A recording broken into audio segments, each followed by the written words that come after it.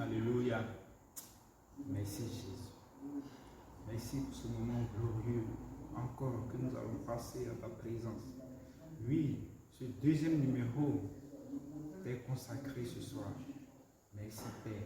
Viens prendre toute la place afin que tous ceux qui vont écouter ce message soient touchés et que leur cœur soit touché, qu'ils soient gagnés à Christ au nom de Jésus-Christ. Amen.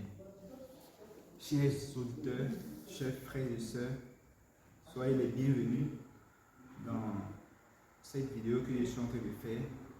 Je vais partager avec vous une histoire, une grande histoire. Et cette histoire se passe sur la chaîne que je vous ai dédiée, la chaîne des grandes histoires de la Bible. Est-ce que vous savez que la Bible est le livre le plus lu au monde? La Bible est le livre le plus vendu au monde. La Bible est le livre le plus riche au monde, justement parce que la Bible, c'est la parole de Dieu. Chers fidèles auditeurs, merci infiniment. Et je vous salue dans le nom glorieux et puissant de Jésus-Christ. Je suis l'évangéliste Emmanuel Lavry et je suis là pour pouvoir propager l'évangile à travers le monde entier. Oui, pour que des âmes entendent l'évangile, pour qu'ils soient sauvés, pour que des âmes entendent les histoires, oui, qui sont dans les évangiles et qui soient gagnés à Christ. Sans plus tarder, nous allons passer à cette histoire. Mais avant de passer à cette histoire, oui, qui est émouvante, à cette histoire qui est remplie de conseils, qui est remplie d'événements, oui, partagez, n'oubliez pas de partager cette vidéo, n'oubliez pas de liker cette vidéo, parce qu'en le faisant, c'est comme si vous répandez vous aussi la parole de Dieu à travers le monde entier. Je vous remercie. Chers fidèles auditeurs, l'histoire que je vais vous raconter parle d'un grand homme qui a été dans la Bible. Un grand homme que Dieu a utilisé puissamment pour pouvoir glorifier son nom. Un grand homme qui n'était rien dans ses débuts. Et Dieu l'a pris et il l'a fait asseoir à la table des grands. Et Dieu l'a pris au plus bas des niveaux, alors qu'il était encore tout petit. Et Dieu a été avec lui jusqu'à ce qu'un jour, quelque chose se passe. Mais avant que cela n'arrive, un jour, dans l'histoire, voilà ce qui va se passer. Dieu était là et il a commencé à penser. Et Dieu, justement, s'est souvenu que le peuple, son peuple à lui, le peuple d'Israël, alors, ce Pharaon, ce peuple-là, il avait ordonné à ce que ce peuple-là quitte la servitude pour pouvoir être libéré. Et lorsque ce peuple a quitté la servitude pour être libéré, ce peuple-là s'est rendu d'abord dans le désert. Et dans le désert, le peuple a eu soif, a eu faim. À un moment donné, le peuple a commencé à murmurer. Chers frères et sœurs, asseyez-vous confortablement.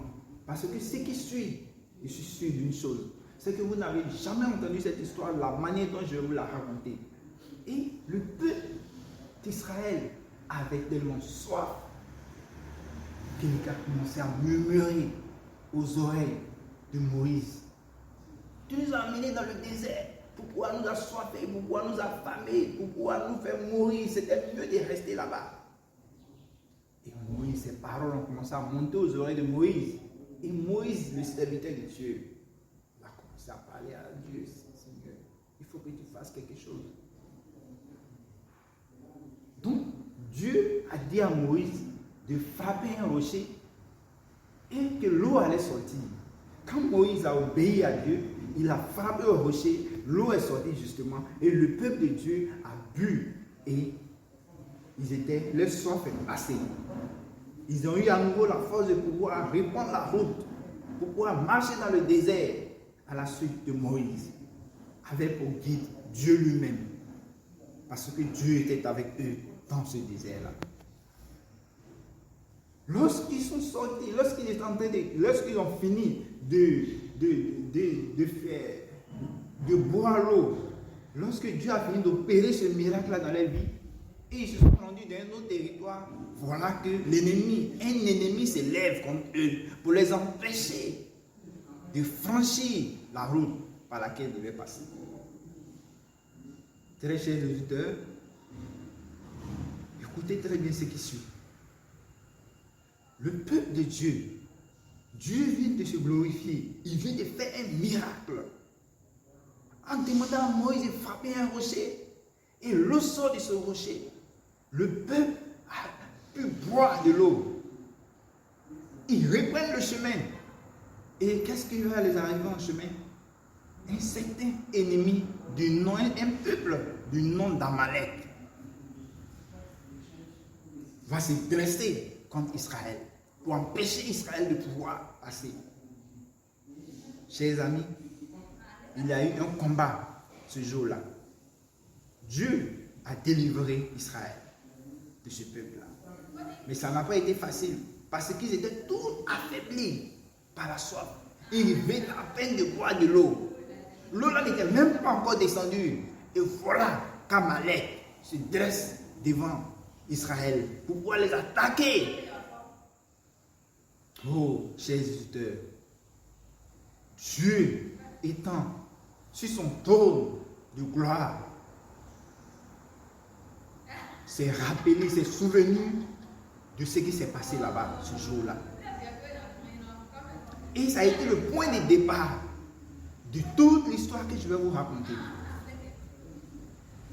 Chers auditeurs, pour ceux qui viennent de nous prendre en route, si vous venez de vous asseoir, je vous demande de pouvoir liker cette vidéo, je vous demande de pouvoir partager cette vidéo, je vous demande de vous abonner à cette chaîne.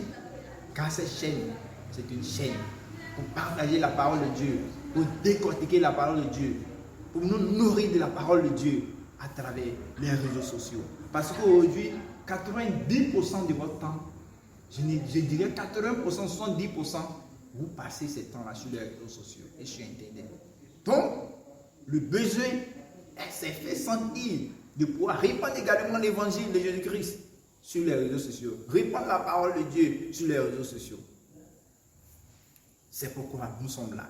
Donc, installez-vous confortablement dans votre siège. Si vous êtes arrêté, oui, adossez-vous parce que je vais vous décortiquer cela et ça sera quelque chose de grand, quelque chose d'enrichissant. Et donc, je disais que c'est à partir de ce point-là, Dieu s'est souvenu dans son trône de gloire, il était assis et il s'est rappelé ce qu'Amalek voulait faire à son peuple. Il a dit, c'est pas possible.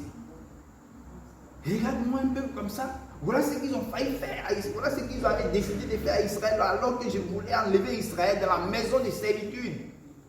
Et le peuple d'Amalek se lève pour se dresser contre Israël dans le désert alors qu'Israël avait chaud, Israël avait soif. Voilà ce que Dieu a fait. Chers éditeurs, chers frères et sœurs, voilà ce que Dieu a fait. Dieu va appeler un de ses serviteurs. Imaginez-vous qui? Vous pensez à qui? Dieu, justement, va appeler un de ses serviteurs que je vais nommer Samuel. Chers amis, Samuel. Dieu a appelé Samuel. Et Samuel s'est présenté devant la face de Dieu. Et Dieu lui a dit, Samuel, lève-toi. Parce que je vais t'envoyer, il faut t'apprêter. Est-ce que tu te rappelles que mon peuple, alors qu'il était dans le désert, en train de souffrir, en train de murmurer, lorsqu'il a fini d'opérer le miracle de l'eau, il a demandé à Moïse de frapper au rocher, l'eau est sortie, l'eau a coulé. Et Moïse est en train de diriger mon peuple. Quand le peuple a fini de boire l'eau, net. Amalek s'est dressé contre Israël pour pouvoir éliminer Israël. Mais Israël a été plus fort que lui. Donc voilà ce que tu vas faire. Va dire à Saül, dis-lui que moi, l'Éternel, je lui dis, je lui ordonne d'aller combattre Amalek. aujourd'hui demande à Saül d'aller combattre Amalek. Et écoute très bien ce que je vais te dire. Lorsque Saül va aller combattre Amalek, voilà comment ça va se passer. Après le combat, que personne, qui ne laisse personne en vie, qui ne cueille ses vivants, que tous ceux qui vont être faits prisonniers, qui les terminent, qui les tuent, qui les exterminent. Cette race de personnes, qui les extermine. Samuel, est-ce que tu écoutes bien ce que je te dis? Dis à Saül d'aller attaquer Amalek. Et dis à Saül que lorsqu'il va attaquer après le combat, que personne ne reste. Enfants, femmes, hommes, vieillards, un bétail, petit bétail, grand bétail, tout doit être exterminé. Et le reste doit être interdit. Chers auditeurs, voilà l'ordre de l'Éternel des armées. Voilà le message que Samuel doit aller livrer. Évidemment, Samuel s'est levé et promptement il s'est rendu chez Saül. Et quand il est arrivé chez Saül, voilà ce qu'il va dire.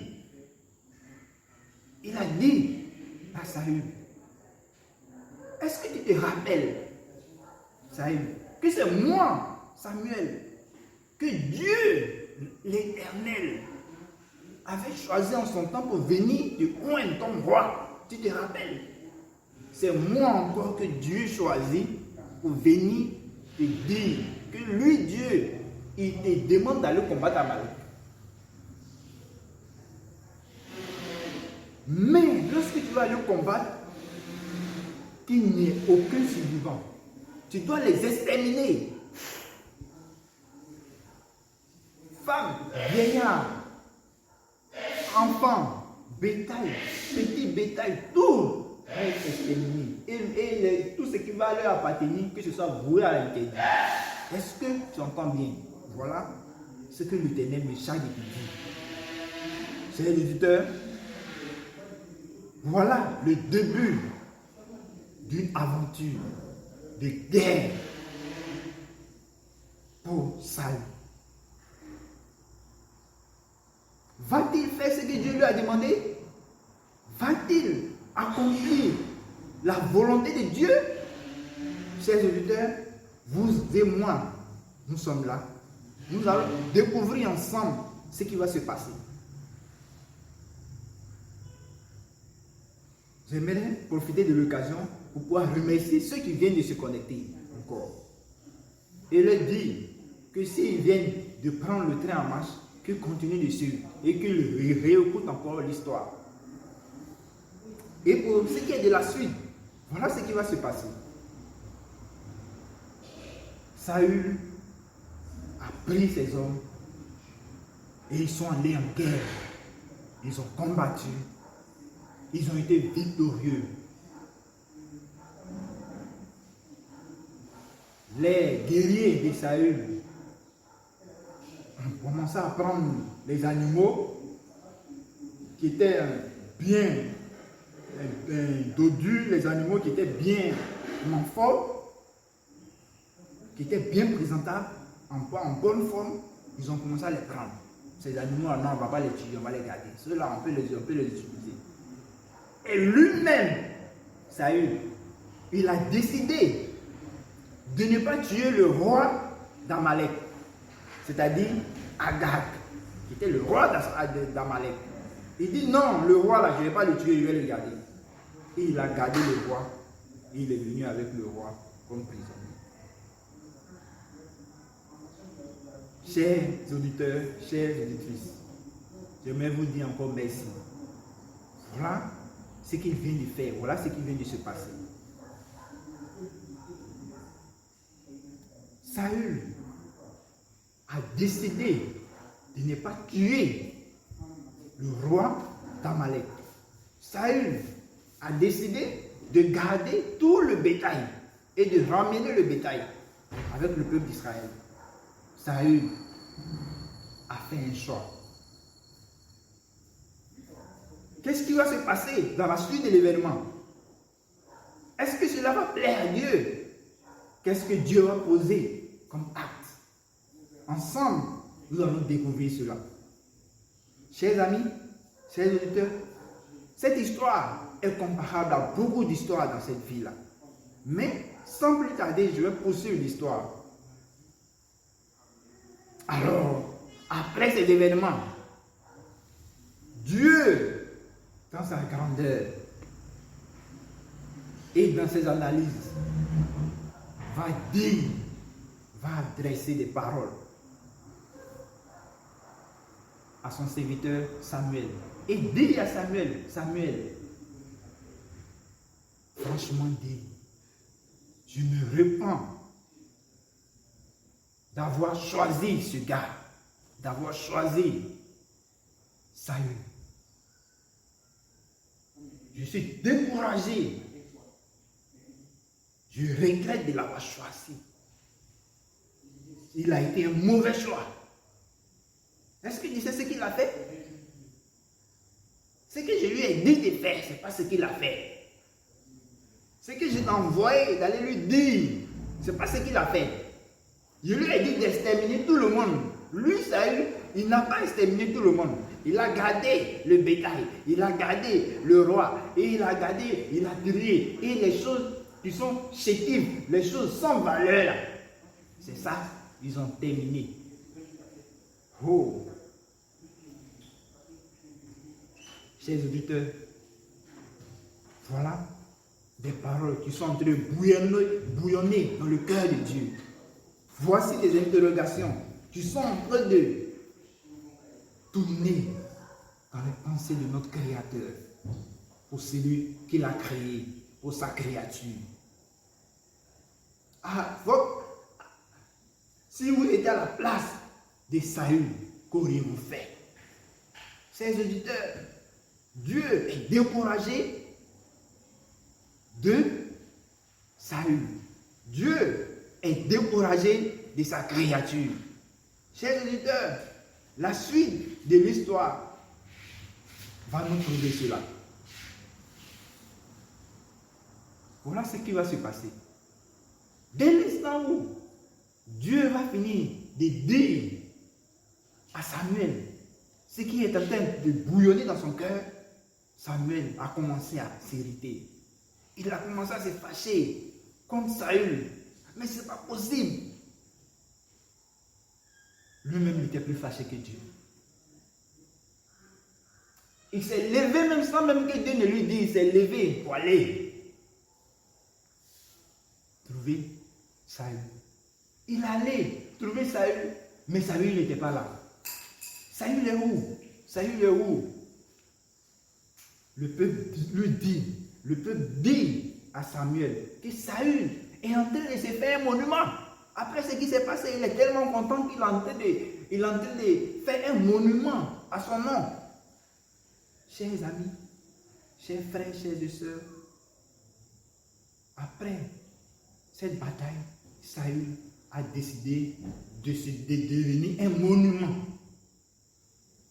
Parce que selon lui, il a bien agi.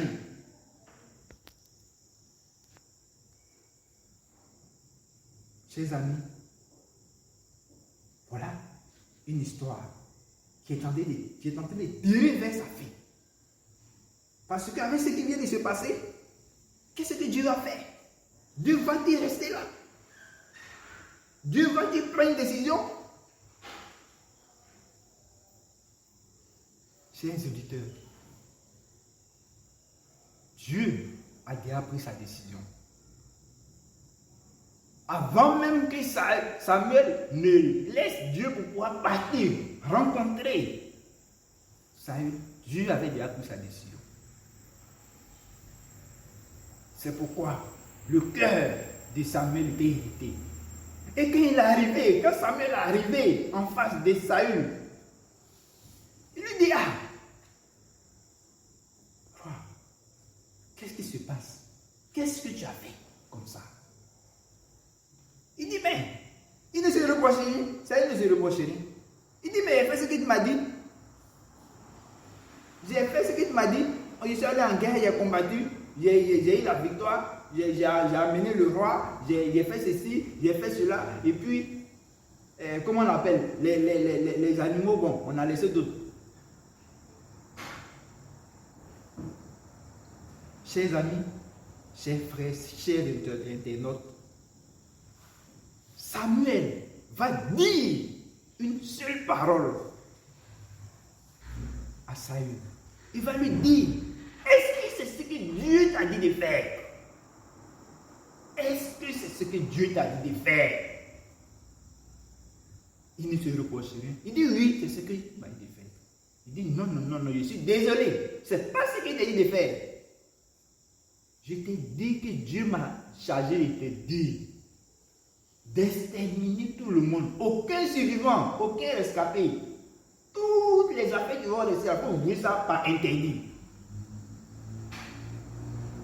Au lieu de faire ça, tu es revenu avec le roi vivant. Tu es venu avec des animaux. Et puis, ce que tu as fait, c'est-à-dire que les bêtes qui sont un peu maigres, chétives, c'est ces bêtes-là qu'il a entendu que tu as tué. Il dit oui. Chers auditeurs, dans la suite de l'histoire, des événements, comme je vous le disais tantôt, Dieu avait déjà pris sa décision. Qu'est-ce qui va se passer? Je sais que à l'instant même où j'ai dit que Dieu a déjà pris sa décision, certains ont déjà attrapé, sinon retenu le souffle. D'autres ont déjà commencé à serrer les ceintures. Justement, parce que ça a eu le roi. Qu'est-ce qui va se passer? Il a désobéi, mais il ne reconnaît pas.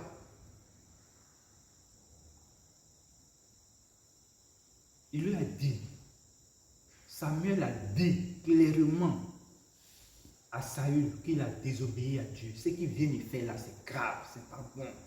C'est maintenant. Comme Samuel a insisté, c'est maintenant que Saül va dire, bon d'accord, pardon, il faut m'accompagner. On va aller devant les anciens, devant les grandes personnes, devant les vieillards, et puis devant eux, tu vas rester les prières. Il dit, non, moi, mais je ne vais pas prendre part à tes trucs, ça là. Pardon, s'il te plaît. Il ne faut pas me mettre dans ça.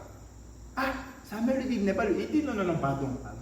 Moi, je ne peux pas t'accompagner dans cette histoire encore. J'ai été clair, c'est ce que Dieu m'a dit. Ces auditeurs, Saül doit faire comment? Il va faire comment? Là, il est dans le problème. Il dit, est-ce que tu es sûr qu'il n'y a pas une solution? Saül a tellement insisté que Samuel a dit, ok, je vais partir avec toi, je vais t'accompagner. Alors, et arrivé là-bas, il a fait ce qu'il avait à faire, mais Samuel est resté sur sa position. Et il a fallu que Samuel lui-même tue de ses propres mains le roi Agag. C'est Samuel qui l'a tué. Parce qu'il lui a dit que j'étais bien dit que Dieu dit aucun rescapé, aucun survivant. Chers auditeurs, Samuel a ainsi tué le roi des Amalek qui s'appelle Agag. Chers amis internautes, voilà une histoire qui est presque terminée.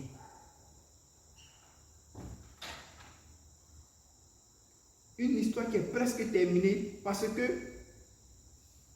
c'est maintenant, après la mort de ce dernier-là, que Saül va reconnaître maintenant. Il va attraper sa tête pour dire, ah, j'ai désobéi à Dieu. Je n'ai pas fait ce que Dieu m'a ordonné de faire. Mais le problème, il reconnaît maintenant son tort.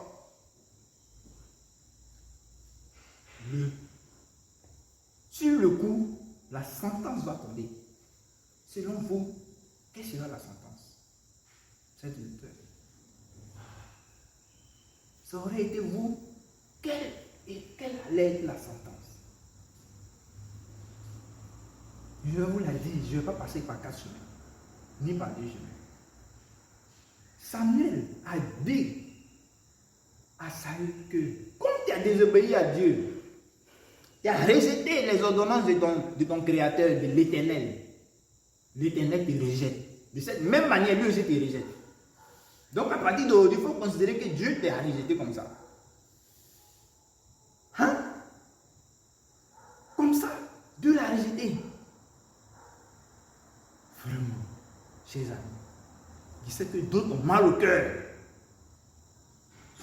à cause du comportement qu'il a eu. Et ce comportement a fait qu'aujourd'hui, Dieu le rejette. Et quand on dit Dieu t'a rejeté, c'est que Dieu t'a rejeté. Et Dieu a déjà un plan B. Dieu a donné une solution, une alternative à toi. Parce qu'il est le Créateur tout-puissant. Chers auditeurs, voilà comment les faits se sont passés. Depuis le jour où Dieu a rejeté Saül, Samuel n'est plus jamais allé chercher à aller voir Saül. Saül s'est retiré dans une maison qu'il avait construite. Et Samuel est reparti où il était avant que Dieu ne l'envoie. Chers amis, chers fidèles auditeurs et auditrices, j'aimerais vous dire merci d'avoir pris votre temps si précieux pour pouvoir écouter cette histoire. D'avoir pris votre temps si précieux de pouvoir vous asseoir et scruter cette histoire. Parce qu'en écoutant cette histoire, c'est la parole de Dieu que vous êtes en train de consommer. Et combien de personnes vivent cette même chose aujourd'hui? Lorsque Dieu se rappelle les gens qui t'ont attaqué avant, toi, tu es assis devant moi, toi qui es en train d'écouter l'histoire qu'ils sont en train de raconter, Dieu se souvient, ne pense pas que Dieu a oublié les combats passés. Quand par le passé, l'ennemi t'attaquait, l'ennemi te fatiguait. Tu penses que Dieu a oublié cela? Dieu n'a pas oublié ça. Hein? Dieu a ça dans son calendrier. Et il attend toujours le moment opportun pour pouvoir faire quelque chose, pour agir. Donc, je veux te dire ce soir que tu ne penses pas que les situations que tu as vécues par le passé, qui ne sont pas encore réglées là, Dieu a laissé. Hein? Non, Dieu note tout. Il n'oublie rien. Il a tout noté. Parce que la parole de Dieu dit, il y a un temps pour chaque chose ici-bas. Donc, au moment opportun, je veux que tu saches que le combat que tu n'as pas pu mener avant, Dieu va permettre à quelqu'un de mener ce combat-là pour toi. J'aimerais profiter de l'occasion pour dire à certaines sœurs, à certains frères, oui, qui sont là, dans la présence de Dieu. Mais lorsque l'homme de Dieu leur dit de faire ça, de poser tel acte à l'église, de balayer l'église, de soulever les chaises, de participer à la vie de l'église, ils ne sont pas prêts. Ils ne sont pas prêts. Ils se voient trop grands pour soulever les chaises. La Bible dit ceci: l'obéissance vaut mieux que les sacrifices.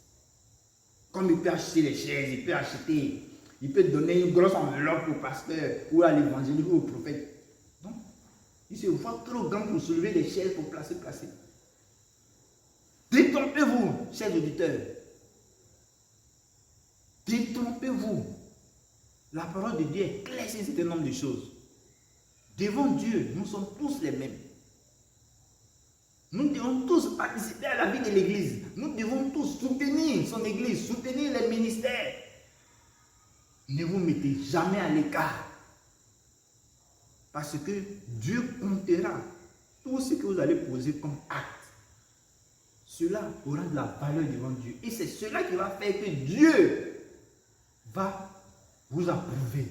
C'est cela qui va faire que Dieu va prendre de bonnes décisions à votre égard. C'est cela qui va faire que Dieu va décider de vous bénir encore. Chers auditeurs, voilà une histoire qui est arrivée à son terme. J'aimerais vous dire merci d'avoir écouté cette histoire. de Samuel, de Saül, pardon. Merci d'avoir écouté, partagé massivement à travers les réseaux sociaux cette histoire, qui est l'histoire de tout un chacun aujourd'hui. Parce que nous nous retrouvons dans cette histoire. Quelque part, moi, toi, lui, nous n'avons pas obéi à la voix de notre Créateur, obéi à la voix de Dieu. La Bible nous demande de prier sans cesse. Est-ce que à chaque fois que tu te lèves le matin, tu arrives à dire merci au Seigneur?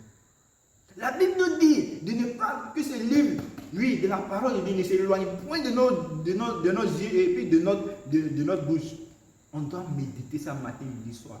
Mon frère, ma soeur, ça fait combien de temps que tu n'as pas encore ouvert la parole de Dieu pour lire ne serait-ce qu'un seul verset, pour lire ne serait-ce qu'un petit verset? Ça fait combien de mois? Chers auditeurs, c'est tout cela. Obéir à Dieu. Est-ce que vous comprenez un peu? Obéir à Dieu, c'est tout cela. Dieu nous demande de soutenir les orphelins, d'aider les veuves. Qu'est-ce que vous attendez pour pouvoir obéir à la voix de Dieu? Pour pouvoir faire, provoquer la joie au ciel. Chers auditeurs, notre histoire est terminée. Je vous invite massivement demain. Je vous donne rendez-vous demain pour une autre histoire encore riche. Et j'aimerais ce soir vous bénir au nom puissant de Jésus-Christ. Merci massivement à vous. Vous pouvez vous applaudir. Vous pouvez acclamer le Seigneur. Vous pouvez vous applaudir. Mais quand il s'agit d'acclamer quelqu'un, c'est Dieu, c'est l'Éternel des armées qu'on doit acclamer. Donc je vous demande d'acclamer le Seigneur avec des bruits de joie, avec lui des instruments. Merci infiniment et que toute la gloire revienne à l'Éternel des armées. Merci Jésus. Au revoir pour un prochain numéro.